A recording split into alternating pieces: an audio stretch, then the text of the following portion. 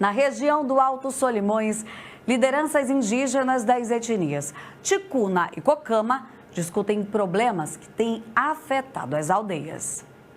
No encontro realizado na aldeia de Belém dos Solimões, os discursos dos caciques e cacicas revelam a atual situação em algumas aldeias da região. De acordo com as lideranças, a poluição da água e as mudanças climáticas podem ter como causa os crimes ambientais. E ainda estamos aqui reunidos como caciques e cacicas da terra Évaré 1 e Évaré 2 de Feijoal, porque estamos pedindo socorro para o governo estadual, o governo federal. Algumas medidas foram apresentadas como alternativa para o tratamento da água poluída do Rio Solimões. Um dos produtos usados pela Cosama para a purificação da água foi a semente de moringa. Os caroços são amassados, em seguida passam pela peneira. O pó que resta é medido para ser misturado à água. O tratamento serve para reduzir a turbidez da água. Então a gente vê uma água turva do rio, né, que é aqui antes, e a partir do momento que usa a moringa, ela promove a união dessas partículas e a clarificação da água. Então daqui eu posso fazer uma filtração simples e uma desinfecção solar ou uma desinfecção com hipoclorito, melhorando assim, né, condições de comunidades isoladas onde não tem nenhuma forma de tratamento de água. Já os professores da UFAM ensinaram a reutilizar materiais descartáveis, associando a elementos usados nas aldeias para preservar a natureza. Eles estão aproveitando fibras de tucum, estão aproveitando também sementes de açaí, entre outros materiais.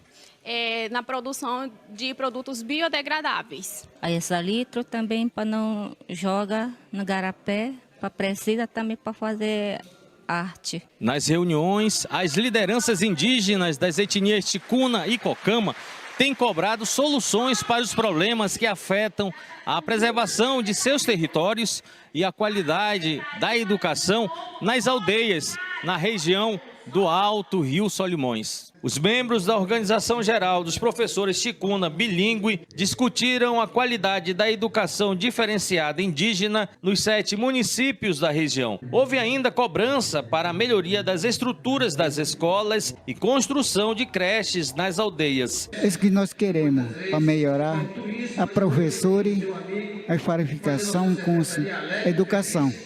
E nós queremos, precisa, para melhorar a educação do indígena. Nós temos uma creche que está em andamento a obra, temos com 10 salas de aula, temos a escola Évaré Moatia, que nós estamos reformando e ampliando.